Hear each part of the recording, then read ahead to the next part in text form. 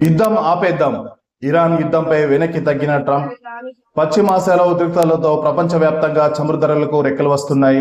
కొన్ని దేశాల్లో ఇప్పటికే ఇంధనం రేట్లు పెరగగా మరికొన్ని దేశాల్లో గ్యాస్ కొరత ఏర్పడింది. దీంతో యుద్ధం ఆపాలంటూ ట్రంప్ పై ఇతర దేశాలతో పాటు అమెరికాలోనూ ఒత్తిడి పెరుగుతుంది. పశ్చిమాసియాలో ఉద్రిక్తలతో ప్రపంచవ్యాప్తంగా చమురు ధరలకు రెక్కలు వస్తున్నాయి. కొన్ని దేశాల్లో ఇప్పటికే ఇంధనం రేట్లు పెరగగా మరికొన్ని దేశాల్లో గ్యాస్ కొరత ఏర్పడింది. దీంతో యుద్ధం ఆపాలంటూ ట్రంప్ పై ఇతర దేశాలతో పాటు అమెరికాలోనూ ఒత్తిడి పెరుగుతుంది. దీర్ఘకాలం యుద్ధం చేయడం వల్ల మరింత నష్టం వాటిల్లే అవకాశం ఉందని భావిస్తుండటంతో యుద్ధం ఆపాలనే నిర్ణయానికి వచ్చినట్లు తెలుస్తుంది. ఆయన సలహాదారులు సైతం ఇదే విషయాన్ని ఆయన దృష్టికి తీసుకెళ్లినట్లు తెలుస్తుంది. ప్రపంచవ్యాప్తంగా భారీగా పెరిగిపోతున్న చమురు ధరలు, మరోవైపు కొన్ని నెలల్లో అమెరికాలో చట్టసభ, సెనెట్ ఎన్నికల నేపథ్యంలో ప్రజల నుంచి తీవ్ర వ్యతిరేకత వచ్చే ప్రమాదం ఉందని సలహాదారులు ట్రంప్కు సూచించారు. ఇరాన్తో యుద్ధంతో ట్రంప్ ఇప్పటికే బ్యాడ్ నేమ్ వచ్చింది. ఇంకా యుద్ధం సాగిస్తే పరిస్థితి మరింత దిగజారే ప్రమాదం ఉంది. అందుకే యుద్ధం నుంచి బయటపడే వ్యూహాన్ని అమలు చేయాలని వారు కోరినట్లు సమాచారం. ఈ విషయమై వాల్ స్ట్రీట్ జర్నల్ తాజాగా ఒక కథనాన్ని ప్రచురించింది. ఆ కథనం ప్రకారం యుద్ధం మూలంగా చమురు ధరలు బ్యారెల్కు $100 దాటిపోయాయి. దీనిపై ట్రంప్ సలహాదారులో ఆందోళన వ్యక్తమవుతుంది. త్వరలో సెనెట్ ఎన్నికల నేపథ్యంలో రిపబ్లికన్ పార్టీ నేతలు ఈ విషయమై ఆందోళన వ్యక్తం చేస్తున్నారు. నేరుగా వారు సలహాదారులకు కాల్ చేసి యుద్ధంపై ఆరా తీస్తున్నారు.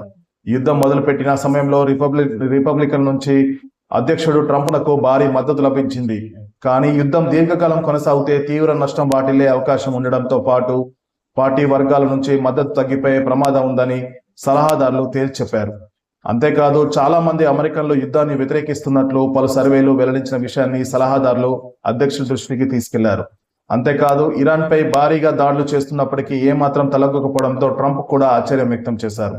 ఈ క్రమంలోనే యుద్ధంలో ప్రధాన లక్ష్యాలను సాధించమంటూ వెనక్కి తగ్గే ప్రణాళికలు అమలు చేయాలని ట్రంప్కు సలహాదారులు సూచించారని వాల్ స్ట్రీట్ జర్నల్ కథనాన్ని ప్రచురించింది. మరోవైపు యుద్ధం మూలంగా ప్రపంచవ్యాప్తంగా ఆర్థిక సంక్షోభం, ముడి చమురు మంటలతో ప్రపంచ దేశాల నుంచి ట్రంప్ పై ఒత్తిడి పెరుగుతుంది.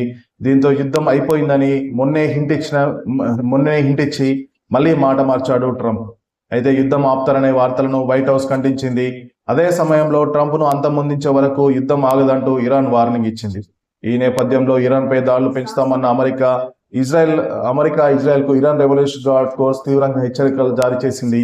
ఏకంగా 1 టన్ను వార్హెడ్ నక్షకులను ప్రయోగించి తీవ్ర స్థాయిలో నష్టం చేస్తామని ఇరాన్ రెవల్యూషన్ గార్డ్ అమెరికాను తీవ్ర హెచ్చరికలు జారీ చేశారు. మరోవైపు అమెరికా ఇజ్రాయెల్తో పాటు తాము కాల్పుల విరమణను కోరుకోవడం లేదని ఇరాన్ పార్లమెంటరీ స్పీకర్ బకర్ కలీబాఫ్ పేర్కొన్నారు.